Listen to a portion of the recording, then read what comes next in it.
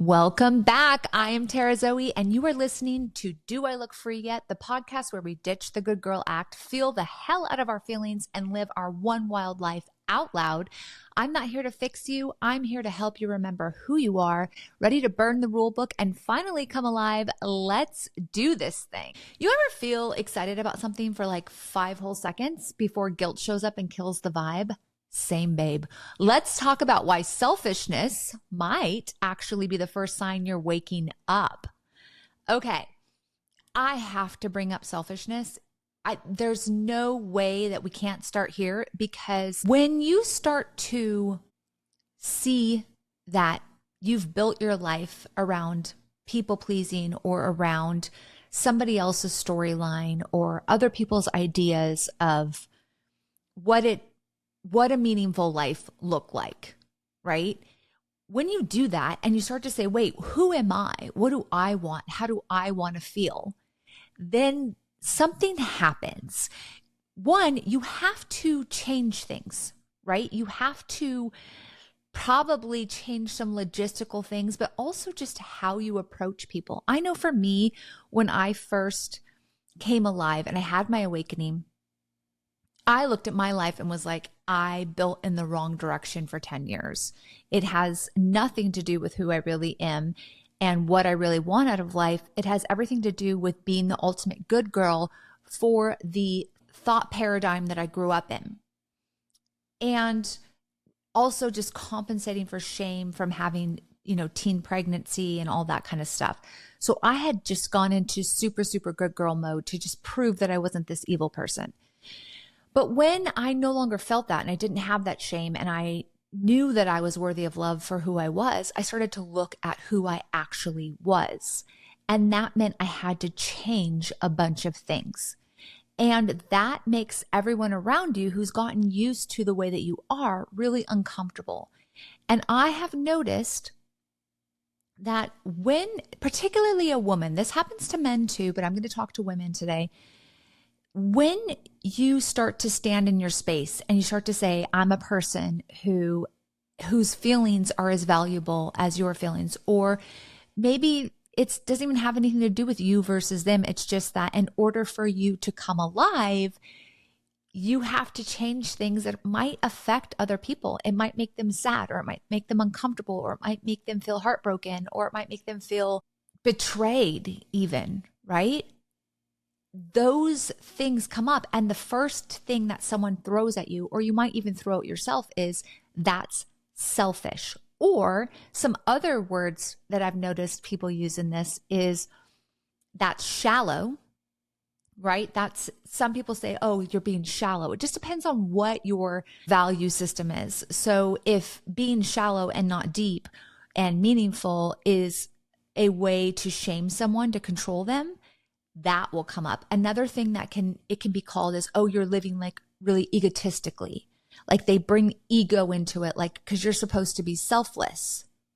And I think the first time that I had this realization about selfish and how this word was being used against us, but also how it was a bunch of crap, like it was not true, is I had been depressed. I was so depressed, and I just could not get out of bed. I was so depressed, and I had 3 young kids, and it was a weekend day, and I told everyone, I got to go be by myself. I got to meditate. I got to go figure myself out. And I remember I only had 3 kids at the time, and they were young. And I remember that I came out of my room after crying for hours. Like I just hated my life. And I walked into the kitchen, and they were sitting there. My 3 kids and my husband were sitting at the table, and my kids looked up at me, and the facial expression that they had, right? I saw their faces. It was the same way that I felt as a child when my mom was upset, when my mom was depressed. And I remember just realizing, oh my gosh, my kids are feeling the way that I felt when my mom was depressed. And here was the big realization though. It wasn't, oh my gosh, I need to, hide this from them, or I need to, pull it together, Tara. It was this realization that I thought, my mother sacrificed her own happiness to give me something, right? Because she didn't want to upset the kids. But I didn't become what she sacrificed for me. I became her. And she was still unhappy. And I remember thinking, she's still unhappy. And now I'm just her. And so what's going to happen? Are my kids going to become happy magically because I sacrificed myself for them? Or are they going to become me? And that was the first kind of like realization of, what do I want for my kids? I want them to feel happy and alive and full of love. And if I want them to feel happy and alive and full of love, then the best way that I can give them that is for me to figure out how to be happy and full of life and love. And it made me realize, like, the best thing that I can offer my kids is an alive version of me, because that energy will affect them. And just like my depression is affecting them, my aliveness will affect them on the other side. And I remember thinking, I know what it will take me to come alive. And I know it's going to upset everyone. I know it's going to upset them. I know it's going to upset their dad. I know it's going to upset my whole family. I know what it's going to take to make me come alive. And it's a total redo. Like, I'm going to have to blow everything up. At that time, I was a homeschooling stay-at-home mom that made everything from scratch. I grew all my food in my garden. I did sourdough. I grew my yeast. I ground my wheat, because fresh ground wheat was, the ultimate. It was everything that was like super extreme and super ultimate, because I was really trying to be the ultimate good girl, wife, and mom to prove that I like deserved my children. And that had to just do with my religion, but that's my own journey. But I knew that that was not me. And I knew that my children were very used to me just catering to them and being super involved with them. And that if I wanted to come alive and live in the way that made sense to my truth, that I would have to shift all of that stuff, right? I would have to put them in school. I would have to go get a career, like things like that, where it would really disrupt their lives. And I knew that they might hate me for it, right? I had this realization that my children might hate me for this. They might be in therapy over this with me. But if I am alive, even if they hate me on a subconscious level, they will be getting that alive energy from me. And that will show them that it's okay to value themselves. And for my daughter, it'll be okay for you to value yourself in this way. And for my sons, not only value yourself, but this is how a woman can be, right? Like, a woman can be alive and thriving and still love you. And so from that moment of me seeing them at the kitchen table and realizing it was a cycle, I had the conviction that the best thing that I can offer the world around me is an alive version of myself. And I started to see it everywhere. I stopped watching the news, because I have a thing where if I see a problem and I can't fix it, it just gives me massive anxiety. And I had felt so guilty about that. Like, I have to know what's going on. But I was like, I'm going to choose. I'm going to choose one thing, and I'm going to choose to work on myself and come alive. Because when I'm stressing about the world and I'm stressing about all of these things, I'm not giving back to the world. I start taking from the world because I have anxiety, and now everybody has to support me because I'm just freaking out about everything. And so I started just saying, okay, the best thing that I can offer the world is an alive version of me, whatever that is, right? If I had been into activism, then the best thing that I could have offered would have been to get into activism, because that's what makes me come alive, right? So there's kind of your own guilt and your own triggers in your own thinking, right? You don't want to be selfish. And I think we should use guilt as a trigger. We should say, I am feeling guilty. And if I feel guilty, hold on, pause, stop. Ask myself some questions. One, is this helping me to come alive? What is the best thing that I can offer the people around me, right? Again, coming back to coming alive.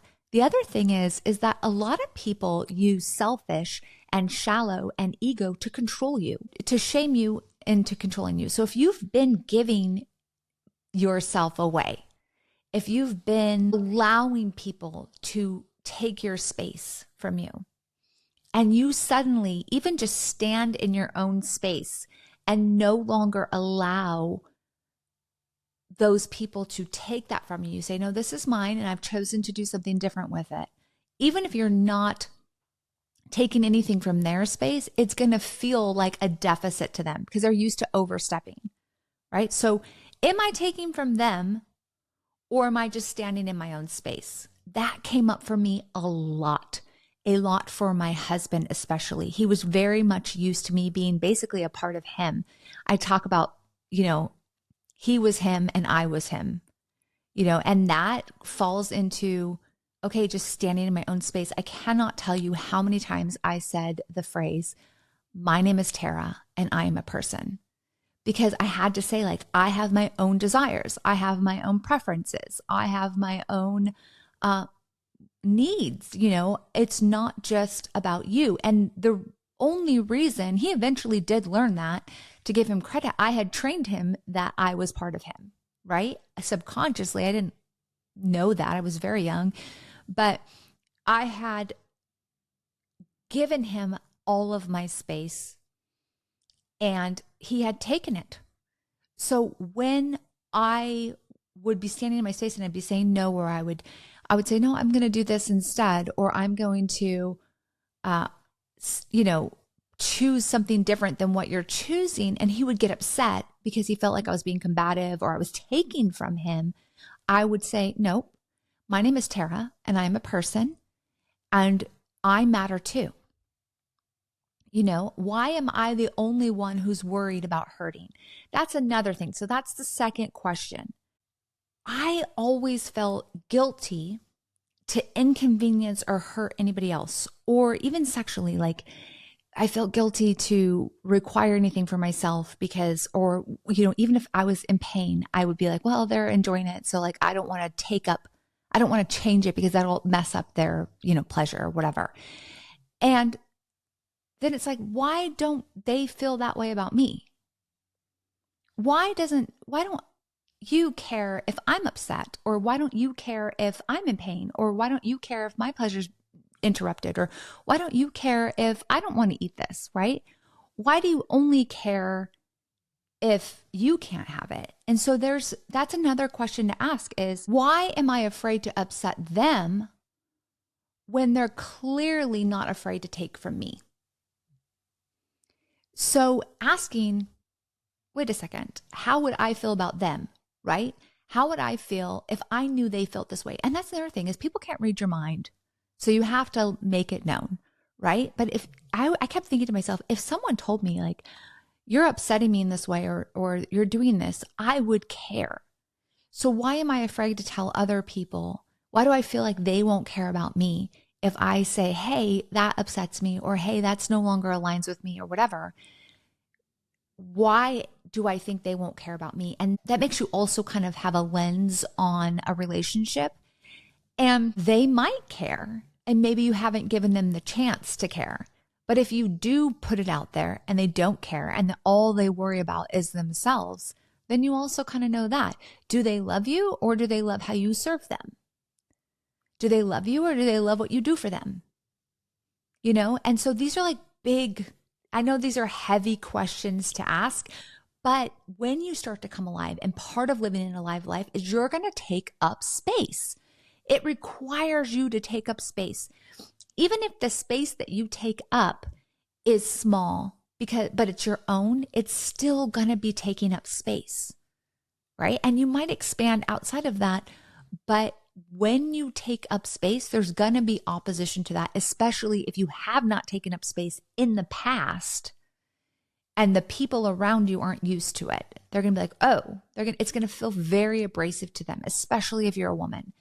And that's a mother wound. We need women to we basically need women to survive when we're born, right? We need women to have servant mindsets. And I'm saying servant on purpose, not service, servant mindsets in order to survive and take care of babies, right? But we need to grow out of that, and women need to train people how to treat them. When I say train people how to treat you, I don't mean that in a shaming way, like, look what you've done. You trained them poorly. It's saying you have the power.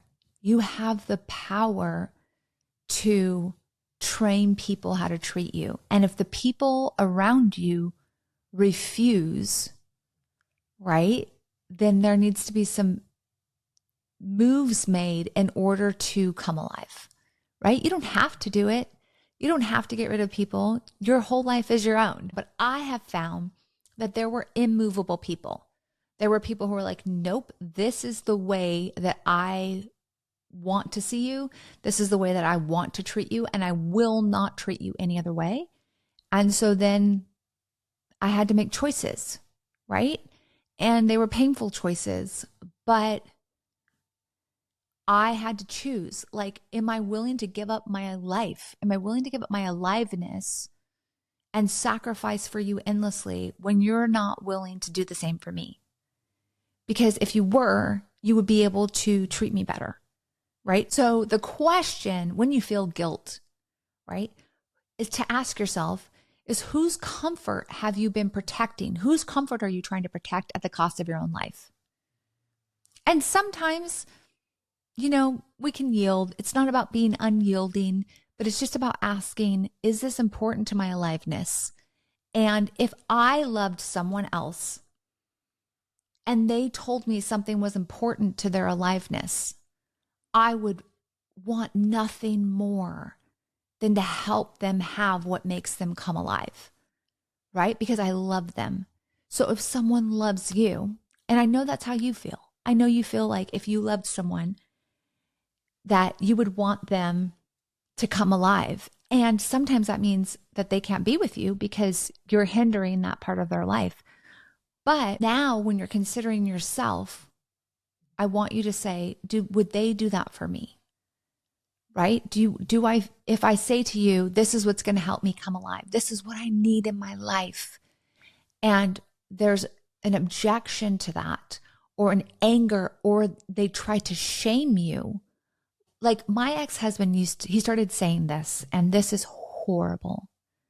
He started saying this narrative. Well, I love your mom and your mom loves your mom. And all I was doing was standing in my own space.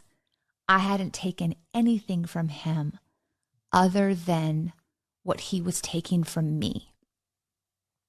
So there's a shaming mentality.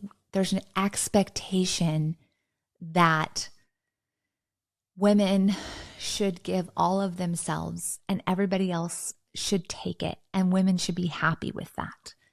And I know that that's changing, and I know women have more empowerment than they've had in a long time or ever maybe, but I still think that narrative is out there, and I still think that there's this idea that if a woman stands in her own space and takes her own stuff, she's either going to be single and childless or lonely, or she's cold. Cold is another one.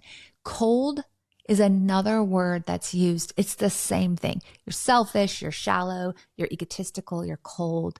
All these things that make women feel less feminine, less beautiful, less love-worthy, less desirable. They're all there to use shame as control.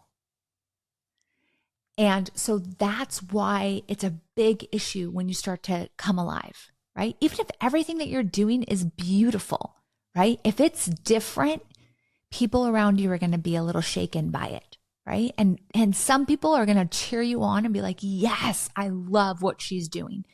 But there are going to be other people who got used to you doing things a certain way in their life. And when you stop doing that, they're going to come at you, and they'll either be like, I don't like you anymore. Like my ex-husband has said, he's my ex-husband now. He would say, like, I just miss my old wife. And I remember thinking, you mean the one who was always depressed? The one who was miserable? And the reason you miss her is because she was your servant. I was literally his servant. I did everything for him. And you didn't care one bit about how I feel or how I felt or how I experienced it. You would have used me until I died. You would have used me until, my body gave out like a parasite. So until I stood in my space and said, I matter too, I need care too, I need things too. And that made you think I was selfish, cold, unloving, because I also needed things, right? I think the big thing is giving yourself permission to stand in your space first, just to say, this is my space, and asking yourself that question. Am I just standing in my space? Am I taking from you, or am I just not letting you take from me? Right? Am I taking from you, or am I just not letting you take from me anymore? That's a big question. And also, am I going to protect your comfort at the cost of my own life, at the cost of my own aliveness? And if so, why are you okay with that? The word selfish is one of the most powerful weapons used to control women. We always think about slut shaming, but I'm telling you, selfish shaming, cold, shallow, calling them greedy, whatever it is, that is used to control you so that you serve. It is sacred to stand in your space. Think about it. Think about the vibration. Think about women who are alive, right?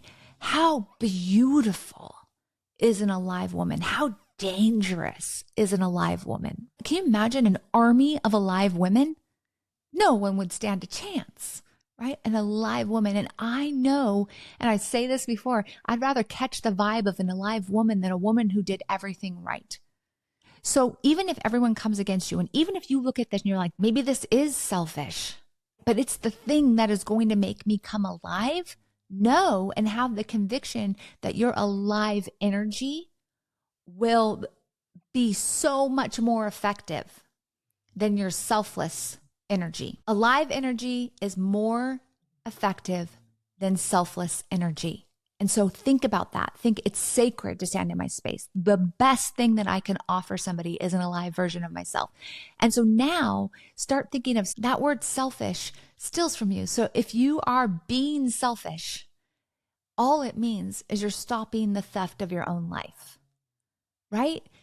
It's okay for you to have a life. It is okay for you to live life the way you want to. Oscar Wilde has an amazing quote, and Oscar Wilde was gay and he was persecuted for that. And I think he might have even been in prison for it for a little while, but he has this quote that says, it's not selfish to live life the way you want to. It is selfish to ask other people to live life the way you want to.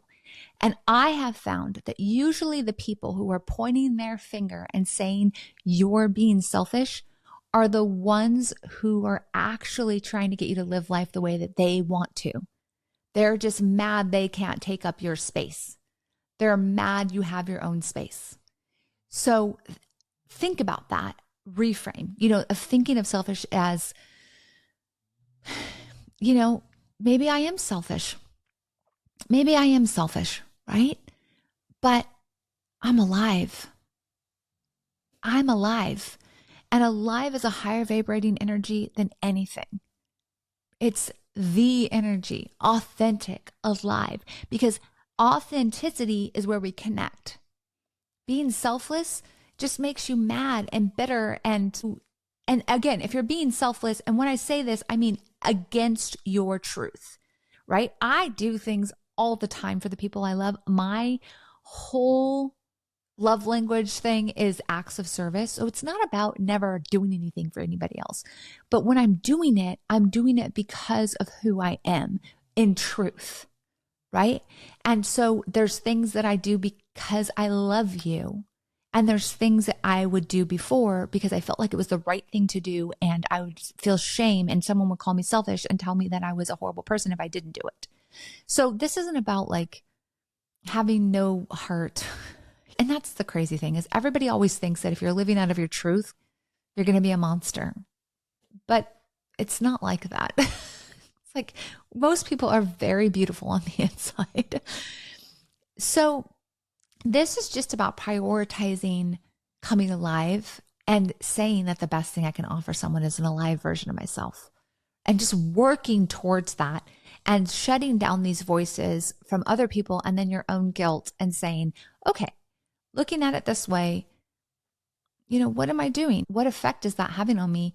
Is it going to prevent me from coming alive? Is it going to prevent me from living in my truth? Because I feel shame. And I had my mom ask me, okay, so what is your response now if someone calls you selfish? And I tell her, well, I'm not trying to be a good girl. So whatever, fuck it, I'm selfish. Okay. You think I'm selfish. Okay. Right? I'm not here to be good anymore, right? I'm here to be alive. And that's a whole other thing is, I think it's more important to be alive than to be good. I would rather catch the vibe of an alive woman than a woman who did all the right things. It always sounds like a good idea to have someone who's really sacrificial. But very often and almost all of the time, that person starts to die inside and get bitter and angry and feel poorly about themselves. And they start to become kind of a black hole of misery. And that affects everyone around them. And everyone will keep taking from that person until they just get a disease or whatever and die because they're so miserable or they live till an old age, a miserable person, right? Think about those people. Do those people feed you? Do those people inspire you? Think about that. Am I really helping these people who are taking from me endlessly? If that's what I'm becoming. Because if you want to still make it about being loving towards other people, are you really serving people in a healthy way by being miserable on the inside and doing things for them without communicating to them like, hey, this affects me, this hurts me, and I don't want to do it, and standing up for yourself. And if you're a mom, remember, is that what you want your kids to do for other people? Is that how you want your kids to live? It's showing that example. Give yourself permission with the idea that my kids will become like me. They won't become what I sacrifice for them. Taking up space is a part of waking up. So it's going to be uncomfortable. It's going to be uncomfortable. And these things are going to come up. And so I want you to use guilt as your trigger, right? So I feel guilty. I'm going to start asking myself selfishness questions. Use that Oscar Wilde quote. It's not selfish to live life the way I want to. It's selfish to ask other people to live life the way you want to. And ask, am I asking other people to live life the way I want to? Or are they asking me to live life the way they want me to? And if the answer comes back, like, so for example, with kids, when I changed my life, I did change my children's lives because that is a consequence of that. They are dependent on my, modality in order to live. And so I did take from them and I did make their lives different. And I had to ask another question. Do I think me being sacrificial and depressed is better for them than me being alive and full of joy? Which one of those is better for them? Even if it makes them upset and uncomfortable to shift and change. And I chose alive and joy because I know that the best thing I can offer them is an alive version of myself. And I think that that still holds true to today. So my closing question on this is, where in your life would you stand taller, ask louder, or take up more space if you stopped believing it made you selfish? If you need more questions like that, if you need more thoughtful questions, more questions to help you with perspective and just permission to come alive, right? So much of this is all of the supposed to's in our mind that keep us in this cage, right? We have all these stories we've been told that keep us in a cage. And if you want more questions to help you kind of unlock the little cages, I made a free workbook for you. It's called the Wake Up Workbook. That's in my show notes. So go get that and just kind of start the process of coming alive, right? That is just helping you wake up to these ideas that we've been told so that we can live alive lives. Next time, we're talking about the good girl spell and why being loved for your performance is never the same as being known for who you really are.